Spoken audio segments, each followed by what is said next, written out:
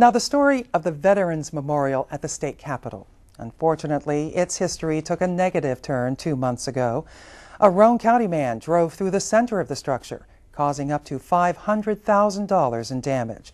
The Capitol Building Commission is still working on a plan to fix the memorial.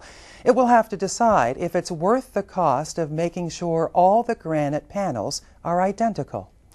The Veterans Memorial was the vision of Charleston artist Joe Mullins. Rhodes produced this story. The Veterans Memorial for the state started out as an idea with a group of veterans. They approached the legislature, and Arch Moore, the governor at the time, got involved, and it was determined that the state would have a Veterans Memorial. The parameters were that we were to build a memorial that recognized the four major conflicts of this century, which of course are World War I, World War II, Korea, and Vietnam.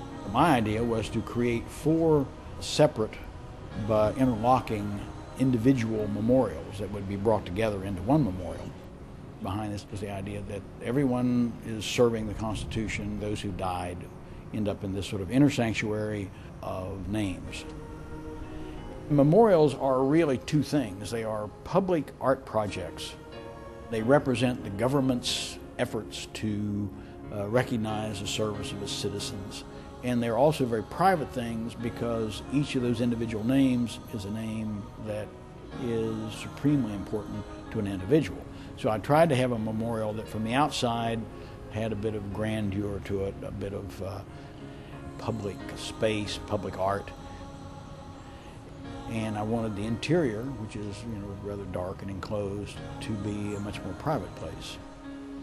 We tried to represent each of the major branches of the service. So there's a sculpture representing the Navy, there's one representing the Army, the Air Force, and the Marine Corps. What you see is that we've assigned those to the various wars. World War II has the sailor, Korea has the flyer, World War I has the Army infantry soldier, and Vietnam has a Marine.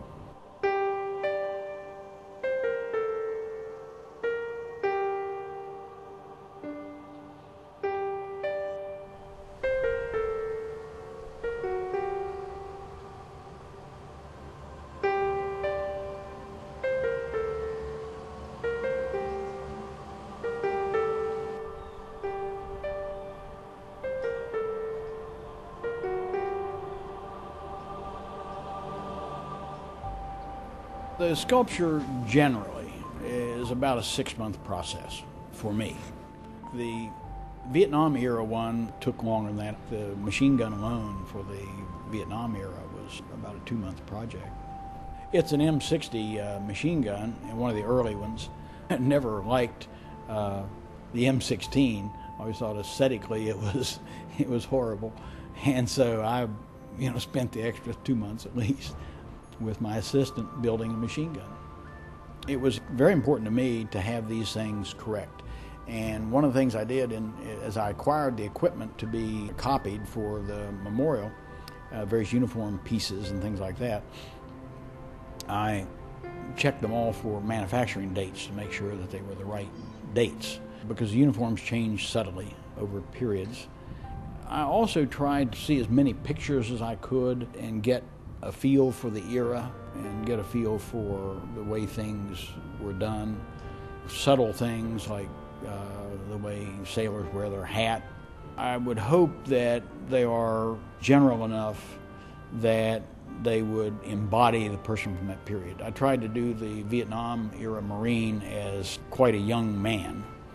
World War II sailor is quite a bit older. World War I tried to sort of capture the look of that period. There's some subtleties that sort of capture that look. And then with the Korean flyer, I made a sort of an older, slightly more mature person. I wanted to represent them as combatants. I thought it would be ingenuous to put parade ground service personnel on the memorial. I thought they should be seen in a fashion that they would have likely been in during their service, and they largely represent the people in the memorial, the names listed there specifically, and of course they represent everybody indirectly who served in the military. I have friends who served in the military. Matter of fact, there's A good friend of mine, Larry Lucas, is on the wall. Grew up around the corner from him. I used to cut his grandmother's grass.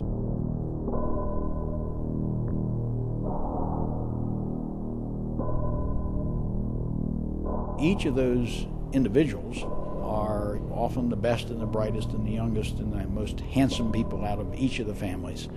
And every one of those names represents a tragedy as big, if not bigger, than having your son or daughter killed on the graduation night from high school. I think it's about the only thing that can really match the sort of thing that happens by losing someone in the military.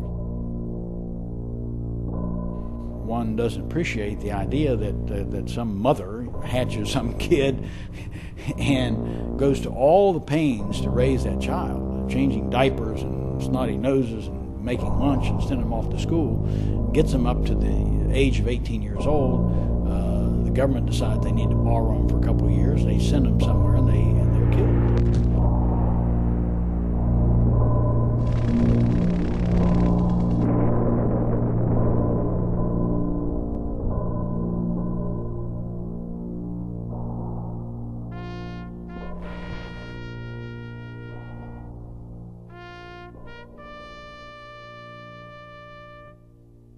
So it's a tremendous, tremendous sacrifice on the behalf of these families to send these people off for these purposes. I don't think anyone outside of that fraternity can even begin to appreciate the sacrifices.